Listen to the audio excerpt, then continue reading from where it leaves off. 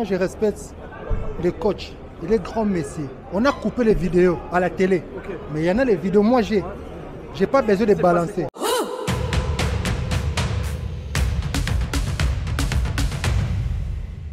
Je ne croyais pas cette mot-là, ça va sortir dans le coach, dans sa bouche. Il a sorti quoi, justement? Je ne sais pas. Lui-même va parler. Ça a fait le tour du monde. L'embrouille entre le défenseur congolais Chancel Bemba et le sélectionneur marocain Walid Regragui. Alors qu'est-ce qui s'est passé? Bemba fait sa prière à la fin du match, Regragui lui tend la main, Bemba la lui serre sans le regarder. Et là, ça part en vrille.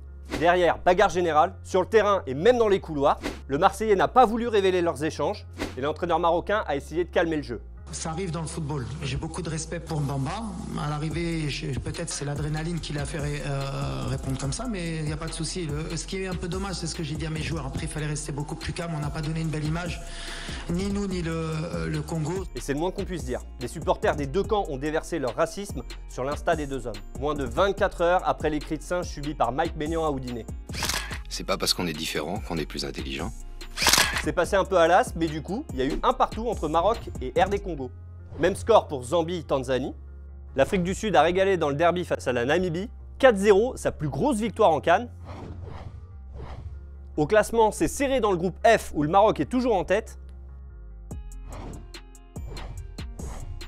Dans le groupe E, l'Afrique du Sud se replace juste derrière le Mali. Gros week-end pour le sport sudaf, puisqu'en MMA, Dricus du Plessis est devenu champion des moins de 84 kg de l'UFC. Si t'es insomniaque, t'as dû voir ça sur RMC Sport 2. Et le big boss Dana White a même annoncé un event potentiel dans le pays en 2024. Allez, le point sur les qualifiés. Ils sont deux, Sénégal et Cap-Vert. Les requins bleus, prochains adversaires de l'Égypte ce lundi. Ce sera sans Mohamed Salah. Victime d'une élongation, il va retourner soigner à Liverpool et il sera pas de retour avant les demi. Mais il peut compter sur le soutien indéfectible de son ancien coéquipier Sadio Mané. Sorry for him because unfortunately it's part of football. It's not his waste because he wants to help his team, he wants to do his best to achieve with his teammate, but it's part of football.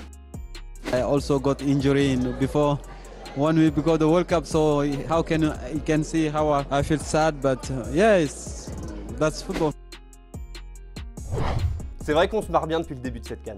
C'est un peu la CAN du trash talk et tout le monde s'y met. Les joueurs. Est-ce que cette équipe de Gambie a plus résisté, plus que vous l'attendiez?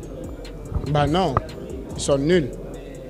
Ouais, parfaitement, je vais le dire ça. Et ils sont nuls. L'équipe gambienne, ils sont nuls.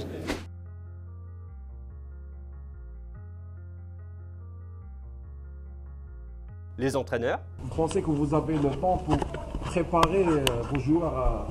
Demandez à Jamel Benali de se préparer. Et aussi les journalistes. Coach, vous avez un bilan de 8 défaites, 8 matchs nuls et seulement 5 victoires à la tête de l'équipe nationale du Cameroun après 2 ans passés à la tête de cette équipe-là.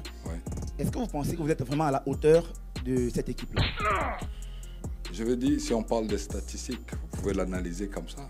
Le programme du jour, avec le début de la 3e journée, 18 h Guinée équatoriale, Côte d'Ivoire, Guinée-Bissau, Nigeria, et à 21 h Cap-Vert-Égypte et Mozambique-Ghana. Justement, ce matin, Gilbert est parti faire de l'essence et il en a profité pour prendre la température auprès des Ivoiriens avant ce match décisif. Prono du peuple aujourd'hui concernant le match Guinée équatoriale Côte d'Ivoire. C'est parti.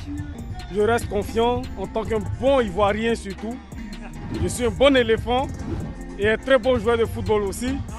Voilà, et donc je donne le score 3-1 pour la Côte d'Ivoire. Qui va marquer? Bon, ça va dépendre du 11 départ. Je compte d'abord sur Seko Fofana, en qui je crois vraiment. Bon, c'est forcément la Côte d'Ivoire qui va gagner. Bon, au moins 2-1. L'équipe de la Guinée équatoriale ne va pas se laisser faire. Mais c'est l'équipe de Côte d'Ivoire qui doit montrer vraiment à toute l'Afrique que vraiment elle est vraiment prête comme une équipe sérieuse. 1-0 pour la Guinée équatoriale. 1-0 pour la Guinée équatoriale. 1-0. Bon, et mon pronostic à moi, Côte d'Ivoire-Guinée équatoriale. Je vois un match serré. Et je pense qu'avec l'apport du public, la folie ici, la Côte d'Ivoire va gagner, je dis 2-1 et but de la victoire marqué par Sébastien Haller qui va rentrer en cours de match. Et comme on parle de Gilbert, n'oubliez pas qu'RMC c'est la radio officielle de la CAN.